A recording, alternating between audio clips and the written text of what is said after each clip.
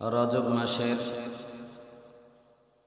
জুমার দিন সকলে সমবেত হয়ে একত্রিত করে আল্লাহ তাআলার মহান হুকুম পালনার্থের উদ্দেশ্যে মসজিদে এসে বসে থেকে নামাজের জন্য অপেক্ষা করার এবং কিছু দিনই আলোচনা করবার ও শুনবার মতো তৌফিক দান করে দিলেন। এজন্য সকলে শুকর গুজার করি, বলি আলহামদুলিল্লাহ। সম্মানিত মুসল্লিয়ান কিরাম, সময়ের স্বল্পতার কারণে মূল আলোচনায় চলে যাইতে হচ্ছে। আজকে যে বিষয়টি নিয়ে আলোচনা করা হবে তা হলো মাহে রজবের গুরুত্ব ও তাৎপর্য। মাহে রজবের গুরুত্ব ও তাৎপর্য নিয়ে আজকে আলোচনা করা হবে ইনশাআল্লাহ। আমরা অনেকেই জানি যে আজকে রজব মাসের প্রথম জুমা, তাই না? গত 13 তারিখ দিবাগত রাতে পহেলা তারিখ পহেলা রজব এসেছে গালেবা, কি বলেন? তো এই মাহে রজব এটা আল্লাহ তাআলার কাছে অত্যন্ত গুরুত্বপূর্ণ মাসসমূহের মধ্য থেকে একটি মাস। এই মাসে অনেকেই অনেক বাড়াবাড়ি করে ফেলি, অনেকেই আবার সারাসারি করে ফেলি। তো আসলে কোরআন এবং হাদিস থেকে কতটুকু আমলযোগ্য আজকে সে বিষয়ে আমরা শুনবো এবং আমলের নিয়তে শুনবো, যাতে করে আল্লাহ তাআলা আমাদের আমলটাকে সঠিক করে নিয়ে আমাদেরকে কবুল করে নেন। সকলে বলি আমিন। সম্মানিত মুসল্লিয়ান কিরাম, আমি সূরাতুত তাওবার গালেবান 36 নম্বর আয়াতে কারীমা আপনাদের সামনে তেলাওয়াত করেছি। এই আয়াতে কারীমার মধ্যে আল্লাহ তাআলা ঘোষণা দিয়েছেন, ইন্না ইদ্দাতাশ শুহুরি ইনদাল্লাহি 12 শাহরা ফি কিতাবিল্লাহি ইয়াওমা খালাকাস সামাওয়াতি ওয়াল আরদা মিনহা আরবাআতুল হুরুম। আল্লাহ তাআলা বলেন যে পৃথিবী সৃষ্টির শুরু লগ্ন থেকে, অর্থাৎ আসমান এবং জমিনকে যেই দিন থেকে সৃষ্টি করা হয়েছে সেই দিন থেকে আল্লাহ তাআলার বিধান সমূহ গণনার মাস হলো 12টি। আল্লাহ তাআলার বিধান গণনার মাস কয়টি? 12টি। আল্লাহ তাআলার কাছে কয়টি মাস? গণনার জন্য 12টি মাস। আল্লাহ তাআলার বিধানসমূহ গণনার জন্য 12 মাস। এই কথার অর্থ কি? এই কথা দ্বারা আল্লাহ তাআলা কি বুঝাইতে চান? আল্লাহ তাআলার বিধান সমূহ গণনার মাস হলো 12টি। তাহলে আল্লাহ তাআলার যেই সমস্ত বিধিবিধান আমাদের উপরে বর্তায় বা আমাদের যা দায়িত্ব পালনীয়, এইগুলো ইংরেজি মাস বা বাংলা মাস অনুযায়ী হয় না, এগুলো হয়ে থাকে চন্দ্র মাস অর্থাৎ আরবি মাস অনুযায়ী, ঠিক কিনা? এজন্য দেখবেন আমাদের রমজানুল মুবারক মাস শেষ করার পর যেই ঈদ উল ফিতর আসে সেটা পহেলা শাওয়ালে, কি বলেন? পহেলা শাওয়াল যদি পার হয়ে একদিন পার করে ফেলি তাহলে আর সেটা পালনীয় থাকে না, সমস্যা হয়ে যায়। ঠিক তেমনি ভাবে ঈদ উল আজহার নামাজ 10ই জিলহজ, শবে বরাত, নিসফে শাবান অর্থাৎ শাবান মাসের 15 তারিখে, লাইলাতুল কদর, আবার 27 রমজানে আমরা অনেকেই ধরে থাকি, মানে 27 রাত্রে। তো এভাবে প্রত্যেকটা ইবাদতকে আল্লাহ তাআলা সময়ের সাথে, দিনের সাথে, মাসের সাথে নির্দিষ্ট করে রেখেছেন, অর্থাৎ অধিকাংশ ইবাদত বন্দেগী এই সময় বা দিনের সাথে সম্পৃক্ত। এজন্য আল্লাহ তাআলা বলেন যে আল্লাহর বিধিবিধান গণনার মাস হলো কয়টি? 12টি। যদি আমরা ধরেন কুরবানির ঈদকে কোনো কারণবশত ছাড়াই, এমনি ওজোর ছাড়াই যদি আমরা পালন করি গিয়ে 15ই জিলহজ, 15ই জিলহজে যদি আমরা ঈদ উল আজহার নামাজ পড়ি, অথবা মনে করেন শাওয়াল মাসের যে ঈদ, পহেলা তারিখে যে ঈদ আমরা ঈদ উল ফিতর পালন করি, এটা যদি আরো 4 দিন পরে গিয়ে পালন করা হয় তাহলে সেই নামাজ বা সেই ইবাদত কি গ্রহণযোগ্য হবে? না। গ্রহণযোগ্য হবে না। এজন্য মুসলমানদের জন্য আরবি মাসের গণনা রাখা এত জরুরি যে এই মাসের হিসাব না রাখলে পরে বান্দার ইবাদতগুলি মানে আল্লাহ তাআলার বিধিবিধান পালনে বান্দা সচেষ্ট হবেন না, বান্দা সঠিক সময়ে সঠিক ইবাদতগুলি আদায় করতে পারবে না। এজন্য আরবি মাসগুলি এবং বাংলা মাসের হিসাব না রাখলেও বান্দার জন্য ততটা ক্ষতি হবে না যতটা পরিমাণে ক্ষতি হবে আরবি মাসের হিসাব না রাখলে, ঠিক কিনা? আরবি মাসের হিসাব ঠিক না রাখলে বান্দা সঠিকভাবে ইবাদত বন্দেগীগুলো করতে পারবে না। এজন্য আল্লাহর বিধিবিধান গণনার জন্য আল্লাহ কয় মাস দিয়েছে? 12 মাস। এই 12 মাসের মধ্যে আল্লাহ তাআলা তার বিধিবিধান দিয়ে দিয়েছেন সময় মতো সময়ের ইবাদত।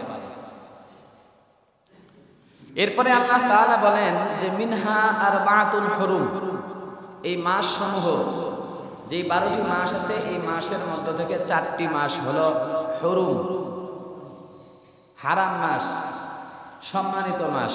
এই হুরুমের অর্থ কি? এই হুরুমের অর্থ মুফাসসিরিনে কেরাম 2 অর্থ করেছেন। কি সেই 2 অর্থ? এক, হুরুম মানে হলো হারাম, মানে হলো নিষিদ্ধ। আর এক অর্থ হলো যে হুরুম মানে সম্মানিত। কি? সম্মানিত। তাহলে হুরুমের 2 অর্থ, এক হলো হারাম মানে নিষিদ্ধ, আর এক হলো সম্মানিত। এই 2টি অর্থের মধ্যে প্রথম অর্থ হারাম, এই অর্থটা রহিত হয়ে গিয়েছে পরের অংশ দ্বারা, পরে আমাদের সামনে আলোচনা আসতেছে। তো দ্বিতীয় থাকলো হলো সম্মানিত, এই মাস সম্মানিত, এর মধ্য থেকে 4টি মাস কি সম্মানিত, এই অর্থ। যাই হোক, কিভাবে এই মাস 4টি হারাম হয় এবং কিভাবে রহিত হয়ে গেল সেটাও আমাদের জানা দরকার। আহলে আরবদের মাঝে ইসলামের শুরুর যুগ থেকে আরো অনেক আগ থেকেই তাদের মাঝে ছিল যে তারাও এই 4টি মাসকে নিষিদ্ধ মনে করত, হারাম মনে করত। কোন সে 4 মাস? জিলকদ, জিলহজ, মুহররম, রজব। জিলকদ, জিলহজ, মুহররম, রজব, এই 4টি মাসকে আহলে আরবরাও নিষিদ্ধ মাস মনে করত। তার মানে কিসের নিষিদ্ধ? যুদ্ধ বিগ্রহ করা নিষিদ্ধ। আহলে আরবরা এরা এমন এক রক্ত পিপাসু ছিল এক সময়, যেই সময়টা আপনারা জানেন যে আইম্মায়ে জাহিলিয়াত বলা হয়, আইয়ামে জাহিলিয়াত বলা হয়। এই যে একটা সময় ছিল বর্বরতার যুগ, সেই সময়ে আহলে আরবরা রক্ত পিপাসুক ছিল, যুদ্ধবাজ ছিল। একজন আরেকজনের সঙ্গে সামান্য একটু বিষয় নিয়েই যুদ্ধ লেগে যায়। এক গোত্র আর এক গোত্রের সঙ্গে ঝগড়া বিবাদ না করে থাকতেই পাইতো না। তাদের কাছে যুদ্ধ বিগ্রহ করাটা এমন পিপাসার্ত অবস্থার মতো ছিল, যেমন দৈনিক বা সপ্তাহে আমাদের তরকারি রান্না করতে মশলার প্রয়োজন হয়, ঠিক এমনি তাদের যুদ্ধ বিগ্রহটাও করা ছিল এমন প্রিয়। সামান্য সামান্য ছোট ছোট বিষয়ে তারা যুদ্ধ বিগ্রহ করত। যেমন কিতাবের মধ্যে এসেছে যে একটি মুরগির বাচ্চাকে কেন্দ্র করে 40 বছর পর্যন্ত তারা যুদ্ধ করেছে। এরকম বহুত ঘটনা রয়েছে। সামান্য একটি মুরগির বাচ্চাকে নিয়ে কত বছর? 40 বছর পর্যন্ত তারা কি করেছে? এই হত্যাযজ্ঞ বা মারামারি করেছে, লড়াই করেছে। শুধু তাই নয়, একজন মারা গেলে তার সন্তানরে আবার ওসিয়ত করে যাইত, বাবা আমার শত্রুরে তুমি দেখে নিবা, ওরে ছাড়বা না, ওরে মাফ করবা না, ওর তুমি বংশ সহ সব ছাপা করে দিবে, এভাবে ওসিয়ত করে যাইত। তো আহলে আরবরা এই যুদ্ধবাজ ছিল এক সময়, এবং তারা যুদ্ধকে পছন্দ করত, যুদ্ধ করাটাই তারা বীরত্ব মনে করত। এটাকেই তারা সভ্যতা, সংস্কৃতি এবং বীরত্বের বড় একটা কিছু মনে করত। তো এই তারা সারা বছর ঝগড়া বিবাদে করলেও এই 4 মাস জিলকদ, জিলহজ এবং মুহররম, রজব, এই 4 মাসে তারা কি করতো না? যুদ্ধ বিগ্রহ করতো না। তাদের পরস্পরের মধ্যে চুক্তি ছিল যে সারা বছর যদি আমরা যা করি না করি, কিন্তু এই 4 মাস করব না। এই 4 মাসে ব্যবসা বাণিজ্য বা অন্য অন্য কাজ করবে, গোছাই নিবে নিজেদেরকে। এটা ছিল তাদের মাঝে। এমনকি মুসলমানদের সঙ্গেও এই চুক্তিবদ্ধ ছিল যে এই 4 মাস আমরা যুদ্ধ বিগ্রহ কেউ কারোর সাথে করব না। মুসলমানদের সঙ্গেও এই চুক্তিবদ্ধ ছিল। তো এই জন্য এই 4 মাস হলো হারাম মাস, মানে হলো এই 4 মাসে যুদ্ধ বিগ্রহ করা যায় না। আহলে আরবদের তদানীন্তনকাল সময়ে এই অবস্থা ছিল। কিন্তু এই আহলে কাফ কুফাররা এরা পরবর্তী সময়ে একত্রিত হয়ে মুসলমানদের উপরে আক্রমণ করে এই মাসগুলোতেও। চুক্তি করা অবস্থায় চুক্তিকে ভঙ্গ করে আহলে কুফাররা। এই কারণে আল্লাহ তাআলা পরবর্তী অংশে আবার জানিয়ে যান যে ওয়াকাতিলুল মুশরিকিনা কাফাতান কামা ইউকাতিলুনাকুম কাফা। এখন মুশরিকদের সাথে তোমরাও লড়াই করো, তারা যেহেতু তোমাদের উপরে ঐক্যভাবে ঝাঁপিয়ে পড়ে, এখন তোমরাও সকলে সমবেত হয়ে তাদের উপরে ঝাঁপিয়ে পড়ো। সুতরাং হারাম যে ছিল এই হারামটা উঠিয়ে নেওয়া হয়েছে। বুঝাইতে পারলাম? হারাম নিষিদ্ধ আর নয়। 2 নম্বর কথা, এই মাস সমূহের মধ্যে থেকে 4টি মাস হলো সম্মানিত। তার মানে জিলকদ, জিলহজ, মুহররম, রজব, এই মাসগুলি হলো সম্মানিত। হযরতে আনাস রাদিয়াল্লাহু তাআলা আনহু এবং আবু সাঈদ খুদরি রাদিয়াল্লাহু তাআলা আনহু থেকেও হাদিস বর্ণিত আছে।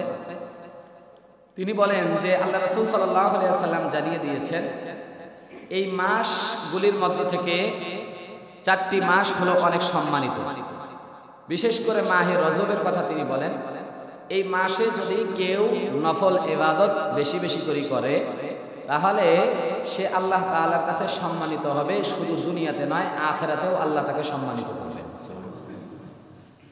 এই মাসসমূহ সম্মানিত এবং এই সম্মানিত মাসে যারা নফল ইবাদত বাড়িয়ে দেবে তারা দুনিয়া এবং আখিরাতে সম্মানিত হবেন। আল্লাহ তাআলা তাদেরকে স্পেশাল সম্মান দান করবেন। সুবহানাল্লাহ। তাহলে এই আয়াত থেকে আমরা এতটুকু বুঝতে পারলাম মাহে রজব সম্পর্কে যে সম্মানিত মাসসমূহের মধ্য থেকে একটি মাস হলো কি? রজব মাস। চিল্লায় বলেন কি? রজব মাস। এই মাসে ইবাদত বন্দেগী করলে আল্লাহ তাআলার কাছে সম্মান পাওয়া যাবে, এই আশা করা যায়। দ্বিতীয় নম্বর কথা হলো যালিকা দ্বীনুল কাইয়্যিম। আল্লাহ তাআলা বলেন এটাই হলো সুপ্রতিষ্ঠিত দিন, এটাই হলো সুপ্রতিষ্ঠিত ধর্ম। ফালা তাজলিমু ফীহিন্না আনফুসাকুম। সুতরাং তোমরা এই মাসগুলোতে নিজেদের উপরে জুলুম করো না। এই জুলুমের কি অর্থ? মুফাসসিরিনে কেরাম বলেন এই জুলুমেরও তখনকার সময়ে 2 অর্থ ছিল। একটা হলো যে হারাম সময়ের মধ্যে যুদ্ধ বিগ্রহ করে তোমরা আল্লাহর বিধানকে লঙ্ঘন করো না, তোমরা পরস্পরের চুক্তিকে লঙ্ঘন করো না, করে নিজেদের উপরে জুলুম করো না। দ্বিতীয় কথা হলো এই মাস যেহেতু সম্মানিত, সুতরাং এই মাসে ইবাদত বন্দেগী না করে অলসতা অবহেলা করে কাটিয়ে দিও না। নাহলে বড় বড় যেই ফায়দা রয়েছে, বড় বড় যেই তোমার জন্য অ্যাকাউন্টে বড় সওয়াবের আল্লাহ তাআলা ওয়াদা রেখেছেন, সেই সওয়াব থেকে তুমি খালি থাকার কারণে, তুমি তোমার ভান্ডার খালি থাকার কারণে এবং লসে পড়ে যাবা। এই মাসে তুমি যদি ইবাদত বন্দেগী না করো, তুমি যদি ভালো করে এই মাসকে সম্মানিত না করো, তাহলে তুমি লস, তোমার আমল নামা লস হয়ে যাবে, নষ্ট হয়ে যাবে। অনেক অলসতা অবহেলার কারণে তুমি ক্ষতিগ্রস্ত হয়ে যাবে। এজন্য তুমি ইবাদত বন্দেগী থেকে বিরত থাকার কারণে লসে পড়ে যায় না। তুমি নিজের উপরে জুলুম করো না, মানে ইবাদত বন্দেগী থেকে বসে থাকো না। ইমাম জাসসাস রাহমাতুল্লাহি আলাইহি বলেন, তিনি আহকামুল কোরআনের এই আয়াত ব্যাখ্যা করতে গিয়ে বলেন যে এই আয়াতে কারিমা থেকে উদ্দেশ্য হলো যে যারা এই মাসগুলিতে, এই 4 মাসে বেশি বেশি করে ইবাদত বন্দেগী করবে, বাকি অন্য মাসগুলোতেও আল্লাহ তাদেরকে ইবাদত বন্দেগী করার তৌফিক দিবেন। সুবহানাল্লাহ। আর কি? আর যারা এই মাসগুলোতে গুনাহের থেকে বিরত থাকবে, তারা অন্য সকল মাসেও গুনাহ থেকে বিরত থাকার জন্য তৌফিক আল্লাহ তাআলা তাদেরকে দান করবেন। তাহলে সর্বোপরি কথা হলো এই মাস হলো সম্মানিত। এই সম্মানিত মাসে যারা ইবাদত বন্দেগী বেশি করে করবে, নফল ইবাদত বাড়িয়ে দিবে, তারা আল্লাহ তাআলার কাছে কি হবেন? সম্মানিত হবেন। তাহলে একটি কথা স্পষ্ট, এই মাস হলো সম্মানিত। এই মাস কি? সম্মানিত। দ্বিতীয় কথা, দ্বিতীয় আমল যেটা বহু হাদিসের সনদ দ্বারা, বিভিন্ন হাদিসের সনদে বর্ণিত হয়েছে, তবে মুহাক্কিক উলামায়ে কেরামগণ অধিকাংশ সনদকেই দুর্বল বা মুনকারুল হাদিস বা আরো বিভিন্ন ধরনের তারা পরিভাষা দিয়েছেন। কিন্তু তারপরেও যে হাদিসটি বর্ণিত হয়েছে, আল্লাহুম্মা বারিক লানা ফি রজব ওয়া শাবান, যা বাইহাকি শরীফেও এসেছে, এবং আল্লামা ইবনুল কাইয়্যুম এবং আল্লামা মুসলিম শরীফের শরা করেছেন আল্লামা নববী রহমতুল্লাহি আলাইহি, তিনি কিতাবুল আজকারের মধ্যে তিনিও উল্লেখ করেছেন। এছাড়াও মুসনাদে আহমদের মধ্যেও এই হাদিসটি এসেছে, কানা রাসূলুল্লাহ সাল্লাল্লাহু আলাইহি ওয়াসাল্লাম ইযা দাখালা রজব ফাকালা আল্লাহুম্মা বারিক লানা ফি রজব ওয়া শাবান ওয়া বাল্লিগনা রমাদান। বিভিন্ন সূত্রগতভাবে সনদে এই হাদিসটি বর্ণিত হয়েছে। এই হাদিসের কথাগুলো সারমর্ম ভালো হওয়ার কারণে মুহাদ্দিসিনে কেরাম বলেছেন যে এই হাদিসের উপর আমল করা যেতে পারে। তার মানে হলো আল্লাহ তাআলার কাছে এমনি যদি কেউ দোয়া করে যে আল্লাহ আমার আপনি হায়াত বৃদ্ধি করে দেন, আমার সম্পদ বৃদ্ধি করে দেন, আমার কর্মের মধ্যে বরকত দান করেন, এইভাবে যদি কেউ এই দোয়াটি পাঠ করে তাহলে পাঠ করা যেতে পারে, এই আমলটুকু করতে পারে। রজব মাস যখন আসে তখন দেখি আল্লাহ রাসূল সাল্লাল্লাহু আলাইহি ওয়াসাল্লাম রমজানের প্রস্তুতি নিয়েছিলেন 2 মাস আগ থেকে। তার মানে হলো শাবান এবং রজবের আগ থেকেই আল্লাহ রাসূল রমজান যেন ছুটে না যায়, রমজানে যেন ভালো করে ইবাদত বন্দেগী করতে পারে, রমজান পর্যন্ত যেন হায়াতের মধ্যে বরকত আসে, এজন্য আল্লাহ রাসূল কি করেছিলেন? দোয়া করেছিলেন বেশি বেশি, আল্লাহুম্মা বারিক লানা ফি রজব ওয়া শাবান ওয়া বাল্লিগনা রমাদান। আয় আল্লাহ, আপনি রজব এবং শাবান মাসে আমাদের জন্য বরকতময় করে দেন, বরকত দান করুন এবং আমাদেরকে রমজান পর্যন্ত পৌঁছায় দেন। সুবহানাল্লাহ। এভাবে দোয়া করেছিলেন। এজন্য আমাদেরও উচিত এই দোয়াটি বেশি বেশি করে করা। এই দোয়াটি বেশি বেশি করলে কি হবে? কেউ যদি এই দোয়াটি বেশি বেশি করে করে তাহলে আল্লাহ তাআলা তার বাকি 11 মাস হায়াত বৃদ্ধি করে দিবেন আশা করা যায়। কেউ যদি এই দোয়াটি বেশি করে তেলাওয়াত করে বা পাঠ করে তাহলে আল্লাহ তাআলা বাকি 11 মাস তার জন্য কি করবেন? হায়াতের জিন্দেগি আল্লাহ তাআলা বাড়িয়ে দিতে পারেন। বলুন তো হায়াতের মালিক কে? জোরে চিল্লায় বলেন না, হায়াতের মালিক কে? হায়াত দেওয়ার মালিক কে? বৃদ্ধি করার মালিক কে? আল্লাহ। সেই আল্লাহর কাছে দোয়া করলে আল্লাহ তাআলা বান্দার হায়াত বৃদ্ধি করতে পারেন না? পারেন কি পারেন না? পারেন। তো আল্লাহ তাআলার কাছে যারা দোয়া করবে, আয় আল্লাহ আমার হায়াতের মধ্যে বরকত দান করেন, আপনি আমাকে রজব এবং শাবান এমনকি রমজান পর্যন্ত পৌঁছায় দেন, এই বরকত আল্লাহুম্মা বারিক লানা। এই বরকত দ্বারা কি উদ্দেশ্য? এই বরকত এখানে মুহাদ্দিসিনে কেরাম বলেছেন ব্যাপক অর্থ। এটা ব্যাপক অর্থ, যে কোনো কিছুর বরকত হতে পারে। যেমন হায়াতের মধ্যে বরকত হতে পারে, মালের মধ্যে বরকত হতে পারে, কর্মের মধ্যে বরকত হতে পারে, সুস্থতার মধ্যে বরকত হতে পারে, রিজিকের মধ্যে বরকত হতে পারে, ইত্যাদি ইত্যাদি বিষয়ে বরকত হতে পারে। আপনি যদি হায়াতের মধ্যে বরকত চান, আল্লাহ আমারে হায়াতের মধ্যে বরকত দান করো, তাহলে কেউ যদি রজব মাসে এই দোয়াটি পাঠ করে তাহলে তার জন্য কি হবে? যে শাবান এবং রমজান পর্যন্ত বরকত আসবে। কি বলেন? রজবের পরে শাবান এবং রমজান পর্যন্ত দোয়া করা হবে। আর যদি এই দোয়াটা কেউ শাবান মাসে পড়ে, ভালো করে বুঝবেন, কেউ যদি এই দোয়াটা শাবান মাসে পড়ে তাহলে তার সেজন্য হায়াতের জন্য দোয়া করলো যে আমাকে রজব পর্যন্ত পৌঁছায় দেন। তার মানে যে রজব অতিবাহিত হয়েছে এটা নয়, আগামী রজব পর্যন্ত আমার হায়াত বৃদ্ধি করে দেন। সুবহানাল্লাহ। এজন্য মুহাদ্দিসিনে কেরাম এবং মুফাসসিরিনে কেরাম বলেন যে যারা এই দোয়াটি বেশি বেশি করে পাঠ করে রজব মাস এবং শাবান মাসে, আল্লাহ তাআলা তাদের হায়াত বৃদ্ধি করে দেন ওই আগামী রজব মাস পর্যন্ত, অর্থাৎ গোটা 11টা মাস আল্লাহ তার হায়াতের জিন্দেগি বাড়ায় দেন। বলুন সুবহানাল্লাহ। মুসলমান ভাইরা আমার, মুহাদ্দিসিনে কিরাম বলেন যদিও বা আল্লাহ তাআলা তোমার নেক হায়াতের জিন্দেগি শেষ করে দিতে পারেন, আগামী রজব মাস পর্যন্ত তুমি দোয়া করেছিলা আল্লাহ যেন তোমার হায়াত বৃদ্ধি করে দেন, এমনটাও হতে পারে আল্লাহ তাআলা রজব এবং শাবান মাস আসার আগেই তোমার ইন্তেকাল ঘটাই দিতে পারেন।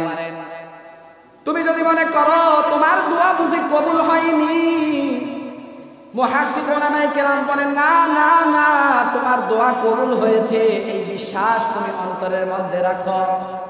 এর দ্বারা উদ্দেশ্য হলো ওই যে দোয়া করেছিলা রজব মাস পর্যন্ত, শাবান মাস পর্যন্ত বৃদ্ধি করার জন্য, তুমি যদি তার আগেও ইন্তেকাল হয়ে যায়, আল্লাহ যদি তোমারে নিয়ে যায়, আল্লাহ তাআলা এত দয়াবান ওই রজব মাস শাবান মাস পর্যন্ত বেঁচে থাকলে তুমি যেই আমল করতা আল্লাহ তাআলা তোমার ওই আমলের সওয়াব আল্লাহ তাআলা তোমার আমল নামায় দান করে দিবে।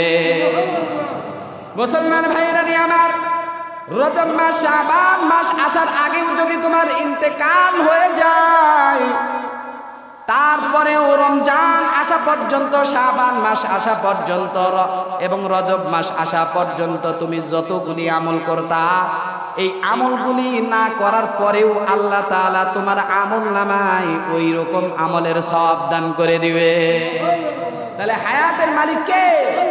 হায়াত বৃদ্ধি করার মালিক কে? সুতরাং সেই আল্লাহ তাআলার কাছে দোয়া করলে আল্লাহ তাআলা বান্দার হায়াত বৃদ্ধি করতে পারেন কি পারেন না? জোরে চিল্লায়ে বলেন, পারেন কি পারেন না? সম্মানিত মুসল্লিয়ানে কেরাম, এজন্য এই দুইটি আমল, এক হলো যে এই মাস যেহেতু সম্মানিত, সুতরাং আমরা এই মাসে বেশি বেশি করে কি করব? ইবাদত বন্দেগী করব, নফল ইবাদত বন্দেগী করব। কি ইবাদত করব? না, এটা কোনো নির্দিষ্ট করা নেই। এত রাকাত নামাজ পড়তে হবে, এই সূরা দিয়ে পড়তে হবে, ওই সূরা দিয়ে পড়তে হবে, এতদিন রোজা রাখতে হবে, এভাবে করতে হবে, ওভাবে করতে হবে, এরকম কোনো নির্দিষ্ট বর্ণিত নেই। আপনার নফল ইবাদত যেটা আপনার মন চায় আপনি বাড়ায় দেন। কেন? সম্মানিত মাস, আর সম্মানিত মাসে ইবাদত করে আপনি যেন সম্মানিত হতে পারেন দুনিয়া এবং আখিরাতে, এই জন্য ইবাদত বাড়ায় দেন। আরেকটি দোয়া, আমার হায়াতের জিন্দেগিতে আমি বরকত চাই, আল্লাহ আমার মালের মধ্যে বরকত দাও। কেন? এই মালের মধ্যে বরকত দাও এই কারণে, কারণ মাল অর্জন করতে গিয়ে যেন আমার রমজানের মতো বরকতময় মাস যেন ছুটে না যায়। মালের পিছনে ছুটতে গিয়ে রমজান হারাই ফেলি, অনেকে এরকম আছে কিনা? রমজান হারাই যায় মালের পিছনে ছুটতে গিয়ে। এজন্য আল্লাহ তাআলার কাছে দোয়া করে, আল্লাহ আমার মালের মধ্যে বরকত দাও, যাতে করে আমাকে রমজান থেকে আমি এর বরকত থেকে বঞ্চিত না হই, মালের পিছনে যেন ছুটতে না হয়। আল্লাহ আমার আমলের মধ্যে, আমার কর্মের মধ্যে বরকত দাও, যাতে করে জরুরি কাজগুলো আগেই গুছাই নিতে পারি, রমজান আসার পরে যেন ব্যতিব্যস্ত না হতে হয়, ঠিক কিনা? আল্লাহ তাআলার কাছে বেশি করে দোয়া করা, আল্লাহ আমার আপনি সুস্থতার মধ্যে বরকত দান করেন। এখন যেরকম সুস্থ রাখছেন, সবল রাখছেন, শক্তি রাখছেন, রমজান মাস আসলে যেন অসুস্থতার কারণে কোনো ইবাদত থেকে গাফেল হয়ে না পড়ি, কোনো ইবাদত যেন আমার ছুটে না যায়। এজন্য আল্লাহ তাআলার কাছে আগের থেকেই বরকতের দোয়া করা, জোরে চিল্লায় বলেন ঠিক কিনা? এজন্য আমরা সকলেই এই আমলটুকু করতে পারি। আল্লাহ তাআলার কাছে সদা সর্বদা দোয়া, আল্লাহ আমার হায়াতের মধ্যে বরকত দান করেন। পড়েন তো পড়েন, আল্লাহুম্মা বারিক লানা ফি রজব ওয়া শাবান ওয়া বাল্লিগনা রমাদান। এই আমলটুকু করার জন্য সকলে চেষ্টা করব, কি বলেন? তবে জরুরি মনে করে নয়। এরপরের আয়াতের অংশে আল্লাহ তাআলা বলেন, ফালা তাজলিমু ফীহিন্না আনফুসাকুম ওয়াকাতিলুল মুশরিকিনা কাফাতান কামা ইউকাতিলুনাকুম কাফা ওয়া'লামু আন্নাল্লাহা মা'আল মুত্তাকিন। আল্লাহ তাআলা বলেন যে এই যে আহলে